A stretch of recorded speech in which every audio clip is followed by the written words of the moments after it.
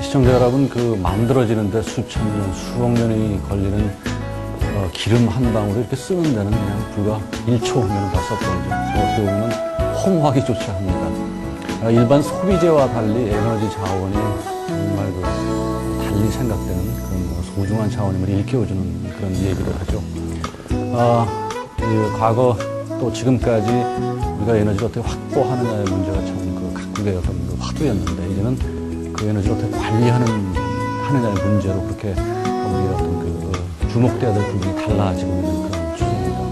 오늘 바로 에너지 얘기, 또 에너지 관리를 어떻게 우리가 보다 효율적으로 할 수 있을지에 대한 말씀을 나누고자 우리 대한민국의 모든 에너지 관리를 총괄하시는 바로 에너지관리공단의 이태영 이사님을 모셨습니다. 시청자 여러분께 소개해드리겠습니다.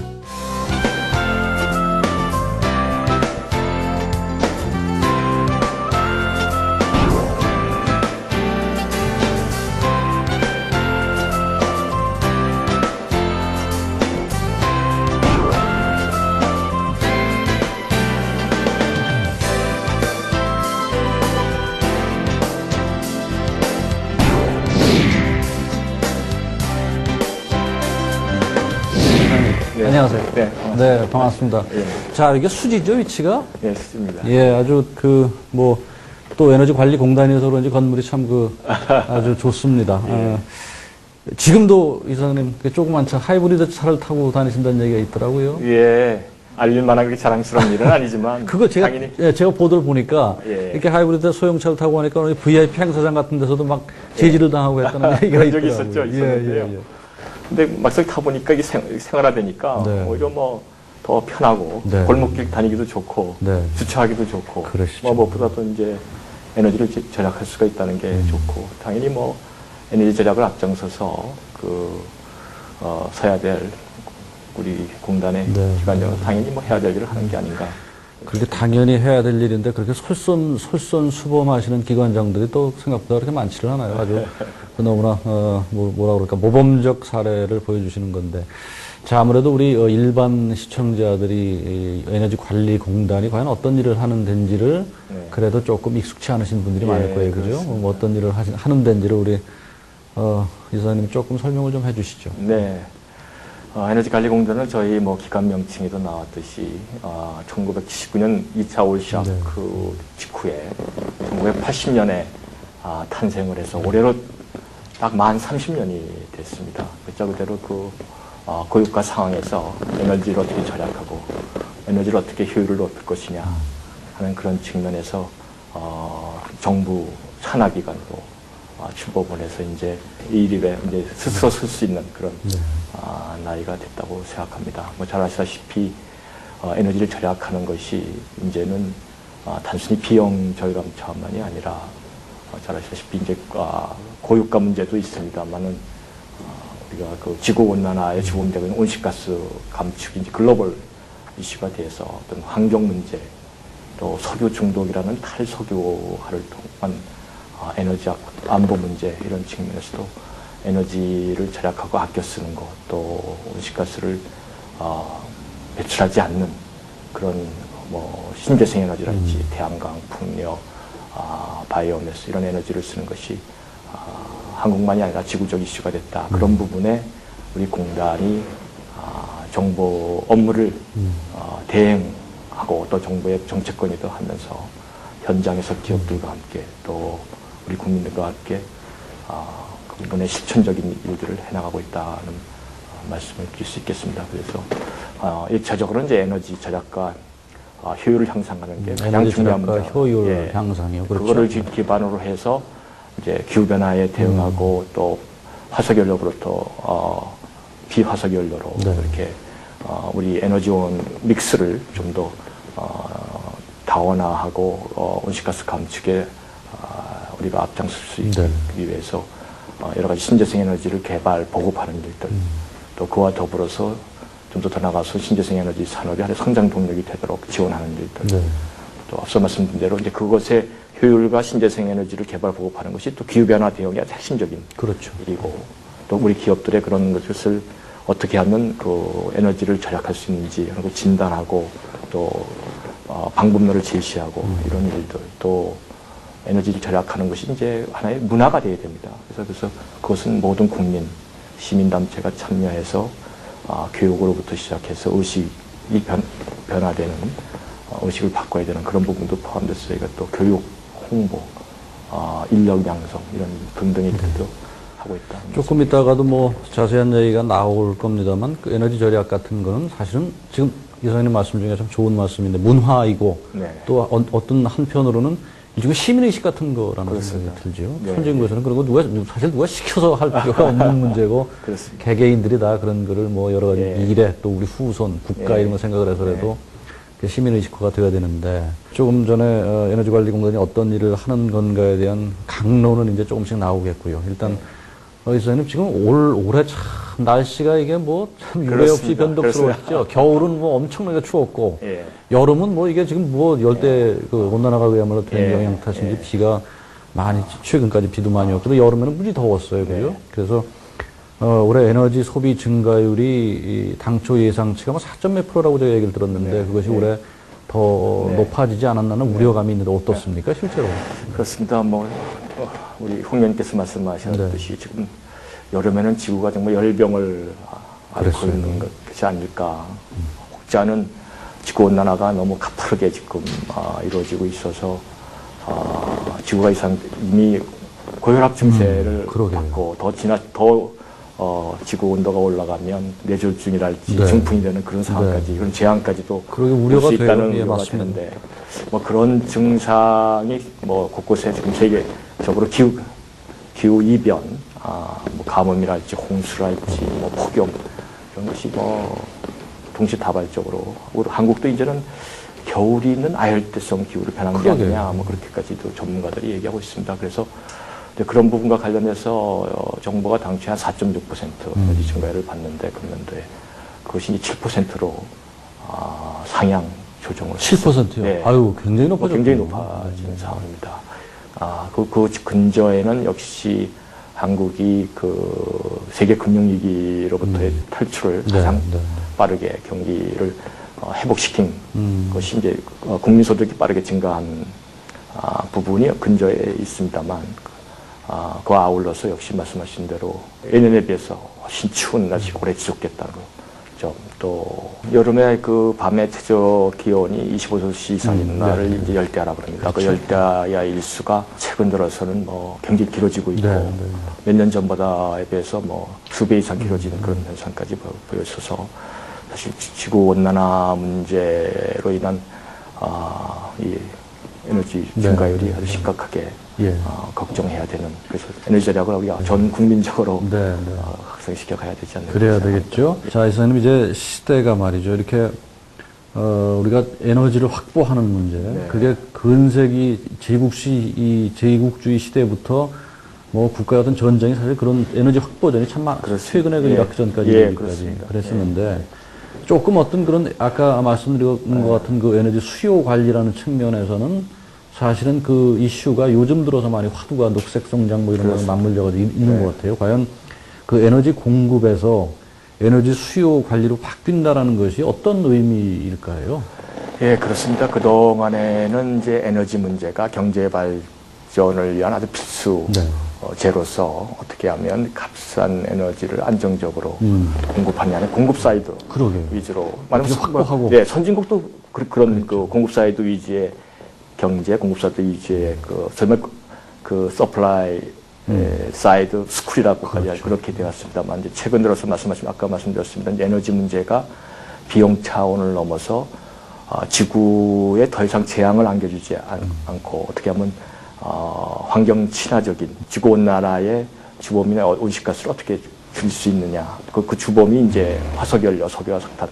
그래서 이제는 환경 문제, 우리 후손들에게 어떻게 안전한 지구를 물려주느냐, 어떻게 안전한 우리 공동체를 유지하느냐 하는 세계 시민으로서 도덕적 책무로 에너지를 어떻게 쓰고 에너지 문제를 어떻게 볼 것이냐 하는 것으로 패러다임, 소위 말해 가치나 우리가 관점이 근본적으로 변화했다, 시프트다, 뭐 그렇게 말씀을 드릴 수 있고, 그래서 공급 측면에서 그래서 이제 정부 정책도 공급 위주의 정책에서 발전소를 얼마나 많이 짓고 가스망을 얼마나 많이 적게 건설하는 차원에서 이제는 어떻게 전기를 아껴 쓰고 어떻게 하면 전기와 가스 중에서 보다 또 에너지 효율이 높은 에너지원을 선택하느냐 하는 그 수요 관리 정책으로 근본적인 패러다임이 변화됐다 그렇게 말씀을 드릴 수 있고요. 그 근저에 아까 말씀드린 대로 에너지 문제가 비용 차원을 넘어서 이제 환경 문제가 되고 있고 그것이 한국만의 문제가 아니고 전 세계적인 문제고 이 문제를 해결하지 않으면 네. 도덕적 가치의 문제까지도 봐야 되는 그런 관점의 전환이다 그렇게 말씀드립니다. 어떻게 보면은 에너지의 공급 확보 이런 거는 조금 뭐 공격적이고 조금 글쎄 모르겠습니다만 좀 자연 파괴적인 그런 개념이라면은 정말 이 에너지 수요 관리야말로 보다 효율성을 높이고 친환경적이고 요즘 녹색 성장에 부합되는 그런 개념이 아닌가 하는 그런 생각이 들고요. 그렇습니다. 자, 그런 측면에서 지금 공공기관들을 대상으로 무슨 에너지 목표 관리자라는 개념이 있다 그러는데 저희들이 잘 모르겠어요. 에너지 목표 관리자가 어떤 거예요? 그래서 이제 에너지를 절약하고 또 효율을 높이고 이런 것들이 사실은 좀 불편하고 미래의 어떤 보다 편안한 안전한 생활을 위해서 당장의 고통을 좀 감수하는 그런 일들이기 때문에 사실은 인기가 없는 정책이고 불편하죠. 인기가 없는 정책이고 또 어떻게 보면 요금 측면에서도 이제는 보다 필요하면 우리 에너지를 아끼기 위해서 또 환경 비용까지도 고려한 높은 요금도 우리가 기꺼이 감수해야 되는 뭐 그런 전환인데 이제 그런 측면을 무엇보다도 공공기관이 좀 앞장서 선도적으로 해야 되겠다 하는 그런 근저에서 이제 시작을 해서 그 동안에는 총량 위주로 전년도 뭐 2개년 평균 그 이하로 유지하 에너지를 소비를 총량을 제한하는 이런 차원이었습니다. 금년부터는 정부가 가령 예를 들어서 공공기관은 전년 대비 10% 이상을 좀 줄여야 되겠다는 목표를 정해서 이것을 관리해 나가는 그런 것을 공공기관부터 올해 시작하고 있다 그런 말씀을 드리고 특히 언론에서도 많이 얘기가 됐습니다만 최근 들어서 그 지방자치단체에서 너무 호화라고 말하는 것은 또 어폐가 있는지 모르겠습니다만 너무 과도하게 높은 빌딩 또 아주 그 열효율이 낮은 유리로만 그 건물의 외벽이 되어 있는 보기에는 좋지 모르지만 아주 열효율이 낮은 그런 외형 위주의 그런 건물들을 지방자치도에서 어떻게 보면 경쟁적으로 그 문제가 어떻게 보기에만 그냥 그래 보이지 뭐 이런 부분에 있어서 이제는 그 선진국도 이제 더 이상 그런 건물을 짓질 않습니다. 이제는 기후변화 시대, 에너지 기후변화 시대를 맞이해서 이제 어떻게 보면 에너지 절약적인 건물이 더 아주 팬시한, 더 실용적인 그런 건물에 대한 평가가 높아지고 있는 그런 상황에서 그런 부분에서도 저희가 그런 목표 관리제의 의미가 있고 또 그래서 이제 신축 공공 건물에 대해서는 그 유리의 면적을 전체 면적이 반 이상이 되지 않도록 그렇게 좀 저희가 제한을 하고 있습니다. 이사님 2012년도에 뭐 도입 예정이라고 그러죠. 산업부문 온실가스 에너지 목표 관리제 준비가 어떻게 뭐 잘 가고 있나요? 이제 공공기관도 목표 관리제를 합니다만 공공기관이 사실 사용하는 에너지 양은 얼마 되지 않습니다. 진짜 이제 큰 부분은 산업 부분, 발전도 포함된 개념입니다. 산업 부분이 전체 한 58%의 에너지를 쓰고 산업과 발전 부분에서 얼마만큼 에너지 효율을 높이느냐가 온실가스 감축이 아주 핵심입니다. 그래서 이제 올해 녹색 성장 기본법에 그 근거를 두고서 온실가스 에너지 목표 관리제를 내년부터 본격적으로 시행하고 올해 시범 사업을 하고 있습니다. 그래서 금년도에 상위 뭐 포스코나 정유회사나 석유화학사들을 포함한 상위 10개사를 포함해서 38개 업체, 47개 사업장이 전체 산업재 사용량의 한 41%를 거의 뭐 대종을 이룬다 제자는 기업들을 대상으로 우선 시범 사업이 지금 시행되고 있고요. 그 시험 사업을 통해서 주요 에너지를 많이 쓰는 기업들하고 목표를 설정해서 그 목표를 이행할 수 있도록 정부가 지원을 하고 그리고 기업은 적극적으로 정부의 지원을 받아서 기업들이 자체적으로 계획한 것보다 훨씬 더 많은 에너지 효율적인 뭐 공정 개선을 한다든지 또 시설을 개최하든지 이런 적극적인 에너지 효율을 높이기 위한 그런 경영 개선에 정부하고 합의를 해서 3개년 사업으로 진행되고 내년부터 본격적으로 한 410개 업체의 3개년 계획으로 목표를 정해서 에너지를 줄여나가는 그런 목표 관리제를 하고 그것에 정부가 지원하고 또 점검하고 관리해 나간다. 그리고 일정한 준비 기간이 2, 3년 지나면 그 다음부터는 그것을 이행하지 못한 기업에 대해서는 분리이익을 반대로 받는 일종의 또 페널티 제도까지도 가져갈 계획으로 되어 있다는 말씀에서 강력하게 이 부분을 좀 가져간다. 그건 앞서 말씀대로 에너지가 이제 더 이상 시장에만 맡길 수 없는 환경 문제이고 또 안보 문제이기 때문에 어떻게 보면 시장을 보완하는 기능을 정부가 좀 규제와 인센티브를 통해서 강력한 목표의식을 가져간다. 이런 말씀을 드리죠. 네. 자, 이 사장님, 우리가 보통 환경과 성장 문제가 이게 참 양말이, 그렇습니다. 두 마리 토끼인데, 이게 어떻게 보면은 조금 환경을 하자면 성장이 조금 뭐라 합니까? 이게 더딜 수가 있고, 또 성장을 생각하자니 환경 문제, 이 두 양 토끼를 어떻게 균형 감각 있게 잡느냐가 참 정책적인 문제일 텐데, 지금 우리나라 그 녹색 성장 현주소라고 할 거예요. 상황하고 우리 에너지 관리 관점에서 보는 그 녹색 성장을 나가야 될 방향 같은 거, 역점을 사항을 조금 좀 말씀해 주시죠. 네. 2008년도 한 2년 전이죠. 대통령께서 건국 60주년을 맞이해서 8월 15일 날 향후 60년에 대비한 새로운 국가 발전 패러다임, 비전, 전략을 제시한 게 녹색 성장입니다. 녹색 성장의 근본 개념은 홍 의원님이 아주 잘 말씀하셨어요. 그동안에는 성장과 환경이 트레이드오프, 좀 갈등 관계로 봤는데 오히려 환경을 보호하는 것이 성장에 도움이 되고 또 성장을 함으로써 환경 보호를 촉진할 수 있는 그런 서로 선순환 구조로 근본적인 아까 말씀드린 패러다임 관점의 전환을 하는 개념이 녹색 성장 개념입니다. 이제 그거는 아까 말씀드린 이제 환경 문제가 더 이상 이제 그 회피할 수 없는 글로벌 이슈가 되고 그 하나의 보편적인 도전이라면 그 도전을 극복을 통해서 거기서 새로운 시장, 새로운 동력도 발견할 수 있고 또 그것을 그 극복을 통해서 또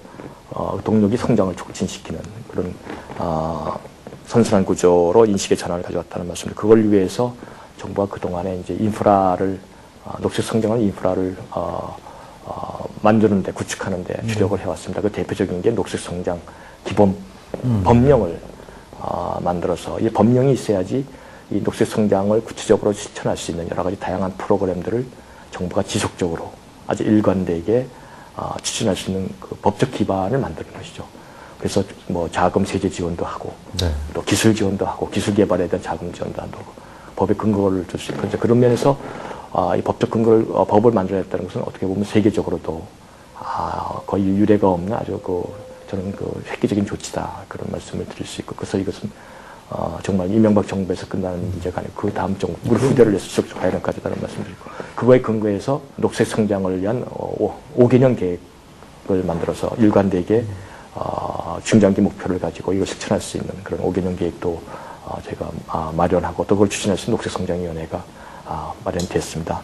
그래서 이제 기본적인 인프라는 이제 깔려가 있고 그것은 이제 구체적으로 어떻게 생활 속에서 또 구체적으로 프로그램을 구체화하느냐가 이제 과제로 남아 있고라고 생각합니다. 그 중에서 이제 역시 제일 중요한 게 그동안에 우리는 에너지 문제를 아까 말대로 공급 사이드 위주 또 비용 측면에서만 본 측면이 있는데 이제 그런 측면을 넘어서 이제 에너지 절약과 효율이 무엇보다 중요한 그런 에너지 기후 시대를 맞이해서는 이제 에너지의 가격 기능을 정상화해야 된다고 생각합니다. 그래서 그동안에는 뭐 가장 비싼 에너지인 전기 같은 경우 아직도 원가 이하로 발생한 비용 이하로 공급을 하고 있고 산업 부분에 있어서도 산업정책적 차원에서 원가보다 6~7%가 싼 가격으로 산업에 전기를 공급하고 있습니다. 이거는 지금 다른 선진국에서는 생각할 수 없는 그래서 이제는 적어도 원가에 충실한 그런 에너지 공급을 해서 가격을 통해서 희소한 자원이 적정하게 배분될 수 있도록 하는 그리고 거기에 더해서 앞으로 중장기적으로는 이제는 환경 비용, 오염 비용, 탄소 비용, 이산화탄소 비용 이런 것도 포함한 가격이 정상 가격이다. 뭐 이런 가격 시그널을 좀 확실하게 가져가고 거기서 소외되는 그 저소득층, 에너지 그 빈곤층에 대해서는 별도의 복지 제도로 뭐 바우처, 에너지 바우처랄지 이런 별도의 복지 시스템을 가지고 지원해가는 그런 것이 필요하다고 생각합니다. 무슨 해외 기관들하고도 이렇게 협력 체제가 돼 있습니까? 그런 걸 위한 뭐. 해외 기관하고는 이제 저희가 무엇보다도 이제 저희 에너지 관리 공단이 CDM 청정 에너지 개발 체제라고 해서 CDM의 유엔으로부터 검인증 기구로 돼 있어가지고 우리 공단에서 해외에서 뭐 베트남이랄지 몽골이랄지 뭐 중국에서 CDM 사업 온실가스 감축을 위한 사업 프로젝트 뭐 수력 발전을 한다든지 뭐 바이오매스를 한다는 것 그걸 위한 여러 가지 타당성 평가 등록 사업을 해로부터 저희가 받아서 공단이 유엔으로부터 인정된 인정기구로서 그걸 평가를 해주고 또 유엔에 등록시켜주는 뭐 그런 일까지도 저희가 해와가고 있고요. 그렇군요. 네. 기사님 아무래도 이제 뭐 에너지 효율 관리는 선진국들이 앞서갈 텐데 우리가 그렇게 벤치마크를 할 수 있을 만한 외국 뭐 사례 또 외국들은 어떻게 보통 그렇게 대응을 해야 되는지. 예. 뭐 대표적으로 우리하고 아주 가장 가까운 산업구조상에서도 비슷하고 에너지 구조도 비슷한 일본이 아주 뭐 대표적으로 저희가 정말 모범적인 에너지 절약 효율 수요 관리를 해온 나라로 수 있겠습니다. 한 90년대, 80년대, 70년대 20세기 말 부분에 석유 위기 때를 참 잘 극복을 했죠. 일본. 네, 그렇습니다. 예. 일본은 이미 앞서 말씀드린 대로 이제 에너지 문제를 안보 차원에서 또 효율 차원에서 봐가지고 1, 2차 오일 쇼크 이후에 선샤인 프로젝트, 대체 에너지 개발, 신재생 에너지 개발, 또 문라이트라고 에너지 효율 개발, 뭐 최근에는 쿨 어스라고 해가지고 기후변화에 대응해서 이런 위에서 어떻게 하면 에너지를 효율적으로 쓰기 위해서 에너지 절약 효율적인 기술 개발에 아주 일관되게 정부가 아주 다양한 프로그램을 가지고 일관되게 대표적인 게 하이브리드 차 같은 그렇죠. 토요타의 프리우스 같은 경우와 뭐 미국도 놓친 하이브리드 차를 일본에서 선도적으로 해오고 있고 에너지 고효율 가전제품이나 고효율 기기 부분에서 또 산업기기 부분에서도 일본이 아주 최고의 에너지 효율을 촉진시키는 그런 제도를 해나가고 있다. 그 부분에서 정부와 아주 민간 산업 부분이 아주 긴밀하게 협력을 해나가겠다는 게 아주 보기 좋은 측면이고요. 네. 또 하나는 이제 유럽에 가서 이제 덴마크가 있습니다. 저희보다는 덴마크야말로 이제 강소국이라고 하지 않습니까? 그렇죠. 우리보다는 물론 규모와 인구가 적지만 덴마크가 1973년도만 해도 우리와 비슷하게 에너지 자급률이 1%밖에 안 됐습니다. 99%를 수입했는데 그것이 이제 97년도인가 90년대 후반에 들어서 에너지 자급을 자급자족할 수 있는 나라가 됐고 최근 들어서는 에너지를 이제 수출하고 있습니다. 이미 필요한 것 이상을 생산해서 그 주 원인이 역시 에너지 효율, 그다음에 신재생 에너지 보급 이쪽에 아주 주력을 해왔고 그 근저에 아까 말씀드린 대로 여기는 이제 화석연료를 사용하는 석유나 석탄이나 이런 것을 사용하는 에너지원에 대해서 아주 강력한 세금 텍스를 부과했습니다. 규제를. 유황세, 탄소세, 에너지세. 그래서 가격 시그널을 통해서 소비자들이 국민들이 에너지를 덜 쓰고 또 온실가스를 덜 배출하는 그런 신재생 에너지로 이동하도록 유도를 했고 그 재원 가지고 또 다시 또 녹색 에너지 기술, 녹색 기술, 녹색 산업에 투자를 하는 그 선순환 구조를 갖다는 걸 말씀드리고 그래서 대표적인 게 저도 덴마크에 갔었습니다만 덴마크는 자전거 천국입니다. 에너지는 증가하지 않으면서 소득은 70년대보다 지금 배증이 되는 그러니까 그걸 이제 유식한 말로는 탈동조화라고 합니다만 여러분 소득이 증가하면 에너지도 같이 증가하는 걸 보는데 당연히 그렇게 된 걸로 생각이 되는데 네, 덴마크는 반대로 효율을 아주 높이고 절약을 일상화함으로 해서 오히려 소득은 증가하는데 에너지는 증가하지 않는 그런 아주 획기적인 아름다운 구조네요. 네, 그렇습니다. 여러 가지 아름다운 구조네요.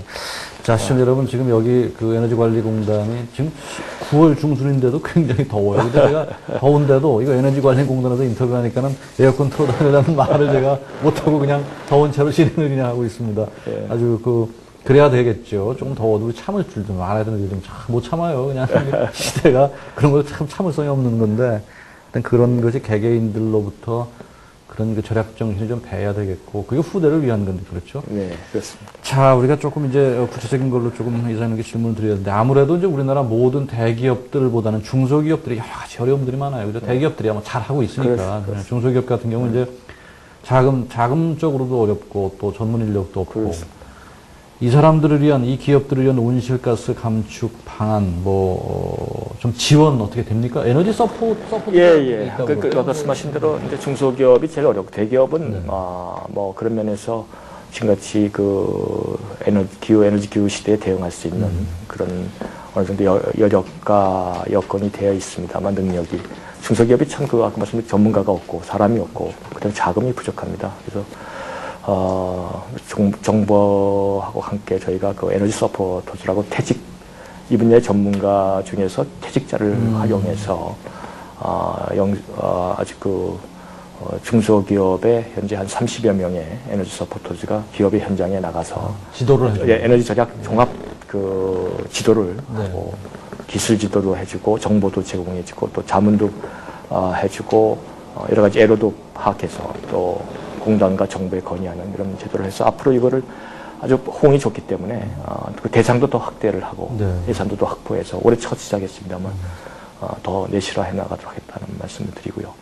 그 다음에 이제 자금과 관련해서는 역시 저희가 아주 그 영세 중소기업에 대해서는 그 진단, 이제 뭐 절약을 하려면 진단을 그렇죠. 해야 되는데 어느 부분에서 네, 어디에서 절약할 수 있는지, 어디가 세고 있는지 뭐 이런 시작이 진단인데 이 부분의 비용의 이제 90%까지를 저희가 이제 무료 지원하고 있고, 좋네요. 그거. 네, 그리고 영세 중소기업과 조금 큰 데는 그전에는 최대 70%까지 지원했는데 90% 여기도 최대 90% 지원하는 그런 진단 비용을 확충해가고 또 자금 지원을 저리의 자금 융자를 하고 있습니다만 중소기업에 대해서는 앞으로 100%까지 필요한 그 시설 투자비의 100%까지도 자금 지원을 해나가겠다 그런 말씀을 드리고요. 또 작년 같은 경우에 중소기업이 한 2,257억 원 정도의 그 투자비 2,000억 원이 넘게 지금 융자를 나왔군요. 해드렸는데 금년에는 더 이 부분을 더 확대하고 앞으로 계속 중소기업 부분에서는 뭐 정부에서도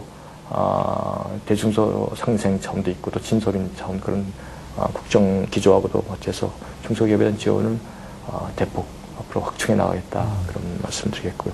그다음에 이제 대중소기업 상생 협력 사업이 있습니다. 네. 대기업이 가지고 있는 에너지 절약 기술, 노하우 이런 것을 중소기업에 좀 이전해주고 전수해줄 수 있도록 작년에 이미 이제 철강 쪽, 포스코 같은 철강 또 석유화학 이런 쪽에서 시작을 했고요. 이제 금년도에 화학, 화성화학, 제지 분야의 이런 업종을 확대해 나가고 있다는 말씀을 드리고 또 앞으로는 이제 선생님 이제 에너지 목표 관리제를 해서 대기업 위주로 하고 있는데 대기업은 일정 수준의 그 에너지를 절약해서 온실가스를 감축을 해야 됩니다.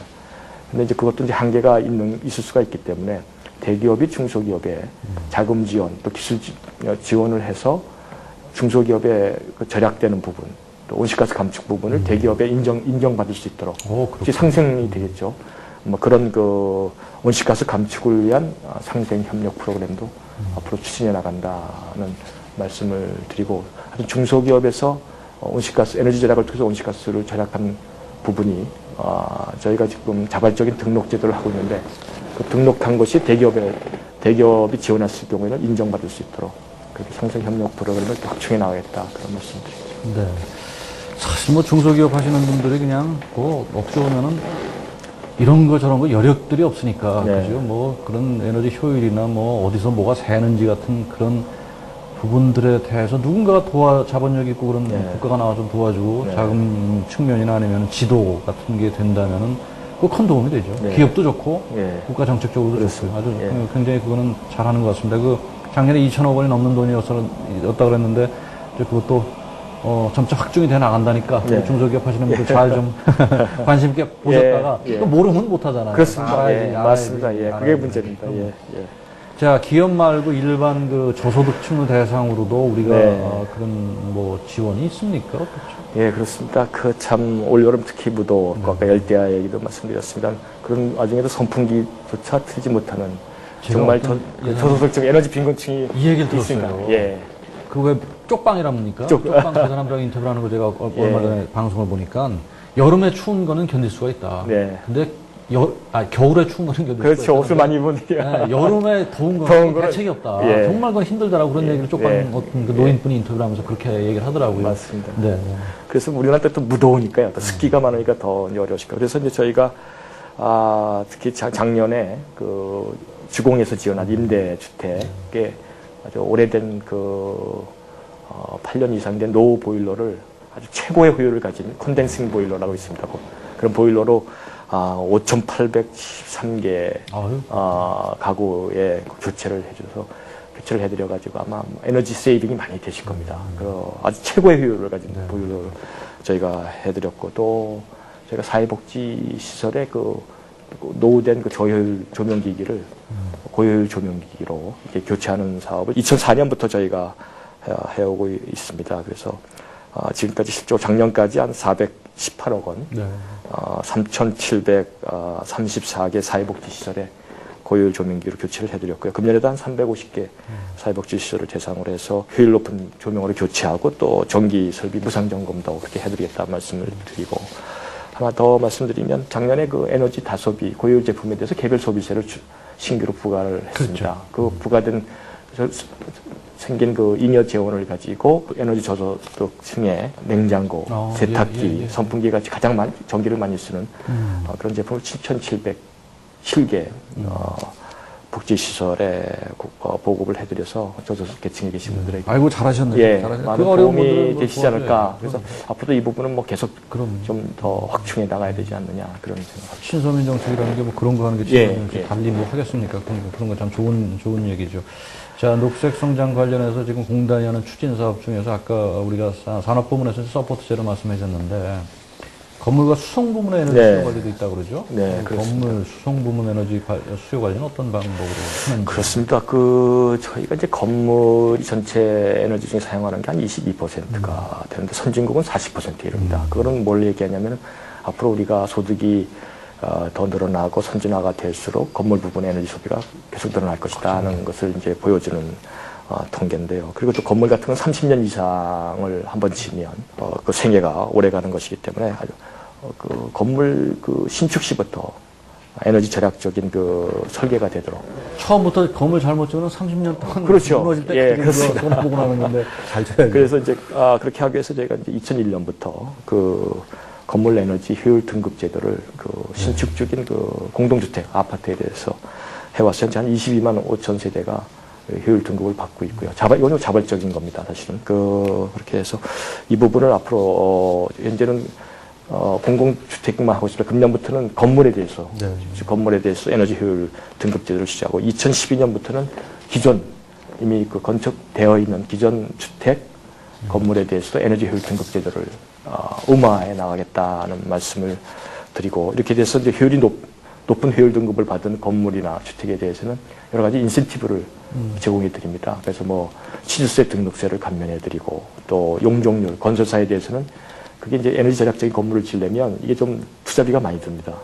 그래서 그런 거에서 이제 용적률이나 이런 데서 좀 인센티브를 건설사에 제공하고, 이런 저도 있다는 말씀을 드리고, 앞으로는 2014년부터는 모든 주택 건물의 매매나 거래 시에 반드시 에너지 성적 증명서를 그걸 반드시 수반하도록 거래 시에 그렇게 의무화해 나가고, 영국 같은 데는 2016년, 유럽에서는 2020년까지 이제 에너지 제로 건물이 의무화됩니다. 저희는 2025년까지 에너지 제로 건물을 의무화하도록. 에너지 제로면 안 쓰는 건가요, 저는? 예, 그렇습니다. 아까 말씀드린 대로 현재 쓰고 있는 에너지의 한 70~80%는 아까 말씀대로 이 창호의 단열을 기도로 잘한다든가, 이 건물 외벽에 단열을 제대로 한다든가, 또 환기 같은 것에서 나가는 것을 제대로 한다든가, 또 기밀성 이런 것만 해도 에너지를 60~70%를 줄 수가 있습니다. 그게 어딥니까? 거기서 나머지는 이제 태양광이나 태양열, 풍력, 지열 이런 것으로 이제 새로운 에너지원으로 온실가스를 방출하지, 그런 에너지원으로 공급하도록 하면 제로 에너지 건물, 제로 CO2 건물을 해나갈 수 있다는 말씀을 드리고, 그 사이에 엄청나게 또 이쪽 분야의 기술이 많이 건설 기술이 굉장히 빠르게 발전할 것이라 보고, 이 부분에 건설사들이 아주 많은 관심을 가지고 지금 그 기술 개발을 하고 있다는 말씀을 드릴 수 있습니다. 수송 부분도 역시 그 현재 한 19%의 에너지를 수송 부분에 쓰고 그 중에서 잘 아시다시피 저희가 그 자동차가 가장 큰 건물 수송 앞에서 그게 뭐 한 그러면 40%. 40%. 예, 40%인데 저희는 뭐 나홀로 차량이 그 녹색 시민연대에서 한번 이렇게 그 조사를 서울의 주요 지점을 조사해 봤더니 10대 중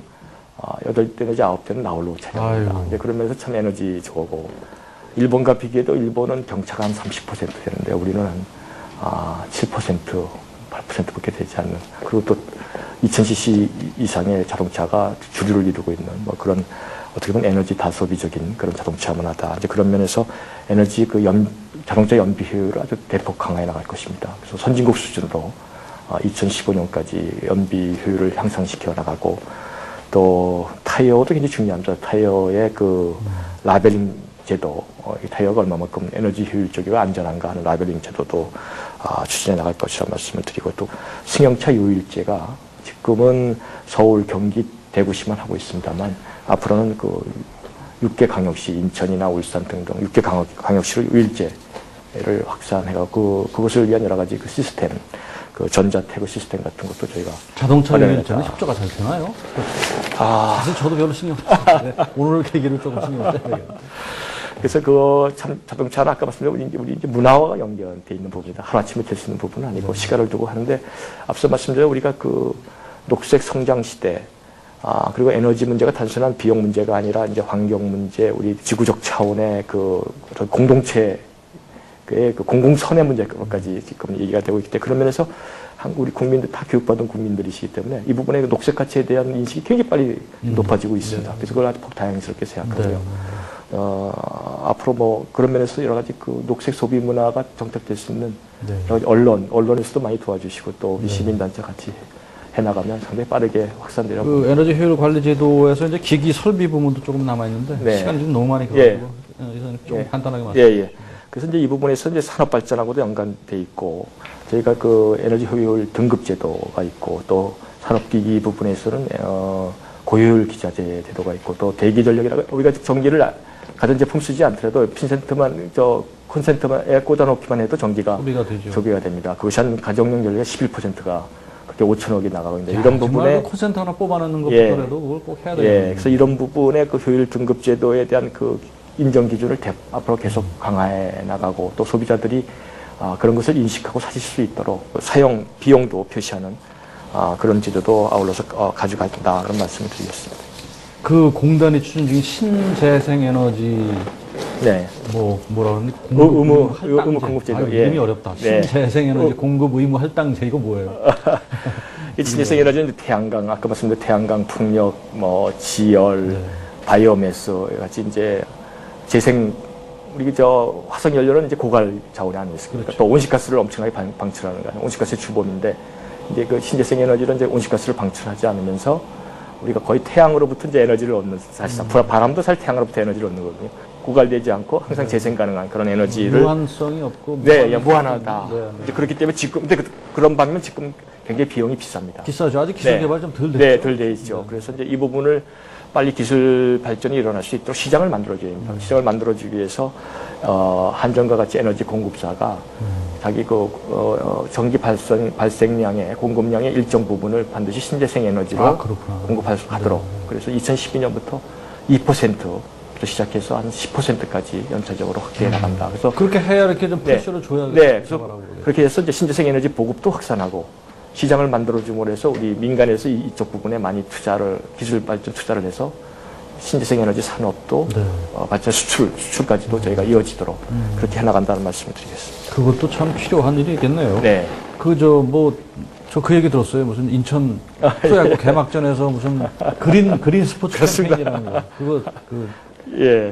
특히 이제 뭐 남녀노소 없이 뭐 청소년 다 좋아하는 것이 야구란 그런 인식에 이제 포커스를 맞춰가지고 또 특히 또 야구위원회 위원장님도 아주 관심이 많으시고 저희도 그런 생각을 했다 해서 그린 스포츠 캠페인을 저희가 구단주하고 같이 또 야구위원회하고 같이 협약을 맺어 추진하고 있습니다. 이제 하나는 야구장을 녹색화하는 거, 뭐 태양광이나 또 LED 이런 시설을 보급하도록 저희가 지원을 해주고 또 구단에서는 여러 가지 그 에너지 절약을 위한 그런 그린 영상물 같은 것을 이제 그 관람 전에 이렇게 방영도 해주시고 또 에너지 절약에 위한 여러 가지 상식과에 관한 퀴즈도 하고 구장에서 게임 들어가기 전에 네. 그런 거를 이렇게 좀 풀어주고 그런 네, 거. 그렇게 하고 또 우리 각 구단의 그 대표 선수들이 다 뭐 스타 아닙니까? 그렇죠. 우리 전 청소년들이 다 관심 있는 그런 그 스타인 우리 그 야구 선수들이 몸소 나와서 녹색 가치가 얼마나 중요한지, 에너지 절약이 얼마나 중요한지를 몸소 정말 그 보여주는 또 홍보를 해주는 뭐 그런 것을 같이 해가는. 그렇죠. 그래서 어떻게 보면 그 가장 그 우리 청소년을 비롯해서 우리 일반 국민에게 쉽게 에너지 절약, 녹색 가치의 중요성을 홍보하고 또 생활할 수 있는 좋은 채널이 아닌가. 말 그대로 그렇게, 캠페인이네요. 네, 캠페인이다. 그러시군요. 생각을 합니다. 자, 이제 어쨌든 우리 지금 이명박 정부 녹색 성장과 더불어서 지금 가장 말이 많이 나오는 것이 이제 그 일종 고용시장 문제인데, 예, 그렇습니다. 그 우리 에너지관리공단이 청소년 일자리 문제도 굉장히 잘하셔서 뭐 작년에 대통령표 참 받으셨다는 말씀을 예. 소문으로 들었습니다. 예. 올해 청년 인턴을 전원 정규직으로 예, 채용을 그렇습니다. 했다면서요? 사실 그 인턴 제도를 쓰는 기업 그 기관에서는 또 중요한 일을 줄 수가 없습니다. 또 인턴 자신도 또 그렇게 일을 하다 보니까 크게 기대한 것만큼 보람을 못 느끼는. 그래서 그런 것을 천착해서 아예 그냥 우리는 확인만 하다. 예. 그래서 이제 그런 부분 천착해서 이왕 할 거면 아예 그 정규직을 전제로 해서 인턴을 뽑자. 그렇게 발상에 좀 전환을 해서 그렇게 해가지고 올해 정규직을 전제로 하니까 저 인턴도 주요 업무를 바로 일을 되겠죠? 네, 바로 현장에서 일을 할 수 있도록 예, 하고 예, 예. 또 아주 세심한 저희가 멘토링이랄까 1대1 그런 그 조양 교육도 하고 또 OJT도 하고 해서 24명, 26명 중에서 24명, 2명은 이제 다른 일로 해서 중간에 중도 포기를 했습니다만 24명을 전부 다 정규직화하고 네. 그래서 작년에 이어서 금년도에 더 발전적으로 더욱 또 우수한 인턴들이 저희 공단에 또 지원을 해서 이 사업이 앞으로 최근 들어서는 또 이게 삼성전자나 포스코 민간 기업에서도 이 제도를 지금 확충해 가고 있는 것으로 그렇게 알고 있습니다. 이 에너지관리공단에 들어와서 일을 젊은이들이 잘 배우면은 나중에 보면 제가 참 쓰임새가 많을 것 같아요. 예, 그렇습니다. 예. 지금 에너지관리공단이 제가 들은 소문에 의하면은 4년 동안 공기업 평가 1위였다라는 소문을 네. 제가 들었습니다. 네. 참 좋은 소식인데 예. 무슨 경영혁신 활동을 하나 하고 계신다는 얘기. 예, 그렇습니다. 저희가 이제 앞서 말씀드린 세계 인류 캠코가 이제 외국에서는 캠코라고 얘기를 하는데 영문 약자로 캠코가 돼야 되겠다. 이 캠코가 지금 그러니까 에너지관리공단의 공단의 이니셜 약자가 이니셜 약자입니다. 세계 인류 캠코가 되기 위해서는 우리 스스로 열심히 일하는 것만 되지 않고 정말 똑똑하게 일을 해야 되겠다. 그래서 스마트 캠코 운동을 하고 있고 이것의 근저가 또 아주 바람직한 게 우리 노동조합에서 아주 적극적으로 동참하고 또 제안을 해줘서 정말 경영층과 노조가 같이 혼연일체가 되어서 하고 있는데 그 핵심되는 것은 뭐 앞서 말씀대로 우선 일하는 방법을 개선하는 거, 그 창의적이고 좀 능률적으로 일을 하자는 게 하나 있고 그다음에 좀 불효불급한 일은 좀 가감하게 좀 털어버리자, 숙소하자. 필요하면 아웃소싱을 하자 민간에. 또 필요하면 민간에 이양하자 하는 그런 게 하나 있고 마지막으로는 역시 신명나는 일터가 돼야 되지 않느냐. 그래서 신명나는 일터가 되기 위해서는 역시 우리 이 공단이 좀 열려있는 조직이 되고 서로를 배려하는 조직이 되고 또 상하 간에 또 존중하고 전문성 있는 그런 일터가 되도록 다양한 프로그램을 전개해 나가고 있다는 말씀을 드리겠습니다. 그러시군요. 인터뷰 시간이 많이 갔습니다. 그래서 예. 마무리를 좀 하기 전에, 마무리하기 전에 이사님한테 우리 시청자분들을 위해서 간단하게나마 우리 주변에서 에너지를 어떻게 하면 보다 좀 절약할 수 있을지에 대한 좀 팁을 좀 주시죠. 예. 사실 이제 에너지 정말 녹색 성장은 어떻게 보면 녹색 혁명이라고 얘기하고 싶고요. 그 핵심이 에너지 혁명이고 혁명이라는 건 아까 말씀드린 패러다임의 전환인데 그것이 아까 말씀드린 녹색 기술을 개발하고 하는 것은 상당한 시간이 필요하고 어떻게 보면 아직은 우리가 딸 수 없는 아직은 덜 익은 과일입니다. 그러나 우리가 이미 잘 익어서 떨어진 과일이 있습니다. 그건 우리가 죽기만 하면 됩니다. 그것이 이제 생활 속에 그렇죠. 에너지 절약을 하는 작지만 그것이 모이면 엄청난 그 국가적으로 큰 도움이 되는 또 녹색 시민 문화가 확보되는 그런 것이는데 그 중에 이제 대표적인 아까 말씀드린 이제 뭐 자동차 같은 경우에 에코 드라이빙 얘기를 합니다. 그리고 경제 속도 60 내지 80km만 유지해도 엄청나게 에너지를 절약할 수가 있습니다. 100km를 달리면 시간당 그게 뭐 에코 드라이빙 할 때보다 20% 이상 에너지가 더 든다고 하고 또 급제동 급출발만 해도 20%의 에너지 절약을 할 수 있다고 합니다. 뭐 그런 또 공회전을 가급적 안 하는 것만 해도 에너지 절약을 많이 할 수 있는 사람, 이런 에코 드라이빙을 시작해서 아까 말씀대로 우리 전기 흡혈기인 그 대기 전력을 좀 그 줄이기 위해서 안 쓰는 뭐 가전제품, 컴퓨터는 반드시 플러그를 뽑든지 또 이 멀티탭이 있습니다. 그 뽑는 게 귀찮은데 멀티탭을 이용하면 보던만 누르면 바로 멀티탭에 전체를 차단하는 스위치 하나 있죠. 네, 스위치. 네, 그런 방식도 그런 것을 하고 또 가전기기를 사실 때 이게 얼마만큼 에너지 효율적인 가전기기인지 그게 다 등급이 돼 있으니까 또 비용도 이제 나와 있습니다.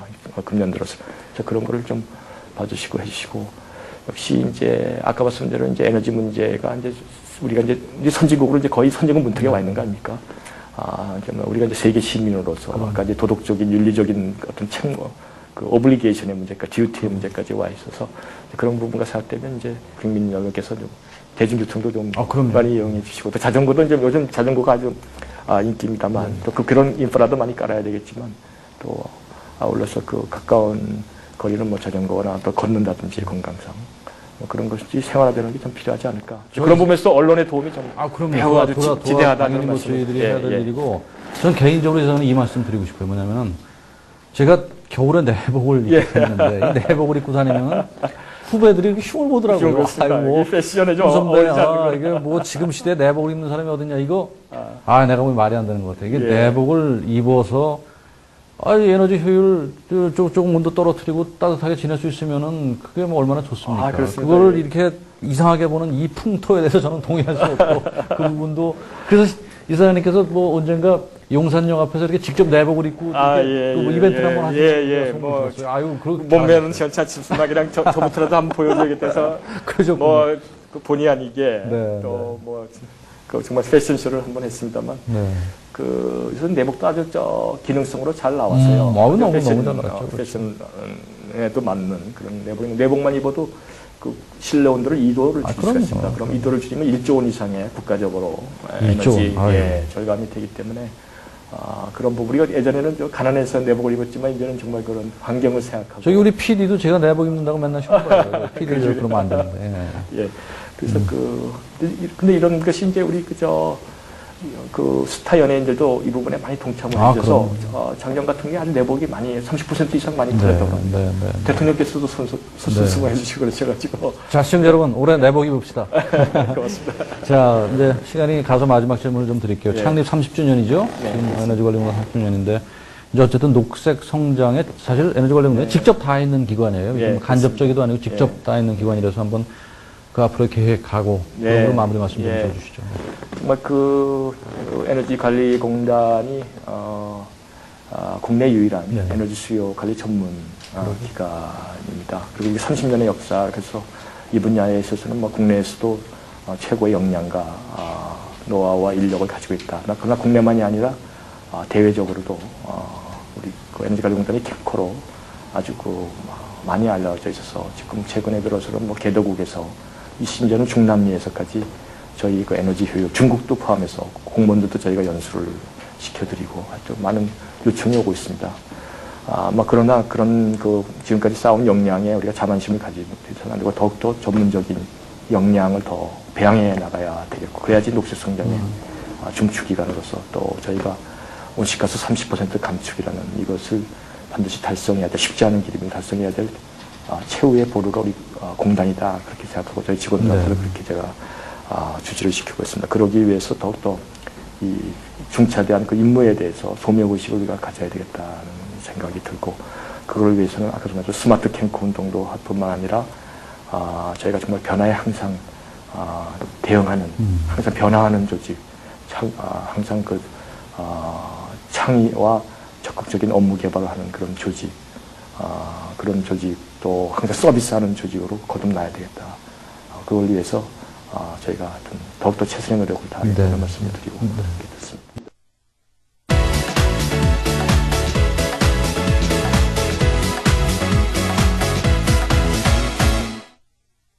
자, 시청자 여러분, 그 지구가 수천 년, 수억 년 동안 만들어 온 그 에너지를 이렇게 그냥 함부로 우리가 쓴다라는 건 어떻게 보면은 지금 후대들을 위해서 죄를 짓는 것 같아요. 아까도 말씀 그런 얘기 나왔지만은 에너지를 절약하고 또 효율적으로 쓴다라는 거는 그건 문화이고 아마 우리 시민 의식의 문제가 아닐까 그런 생각이 듭니다. 회장님 앞으로도 한번 국가 에너지 관리 또 우리의 에너지 선진국이 되도록 앞장서서 좀 우리 에너지 관리 공단을 잘 좀 키워주시길 부탁드리면서 오늘 인터뷰 시작했습니다. 고맙습니다. 네, 이사님 고맙습니다. 네, 잘해주셨습니다.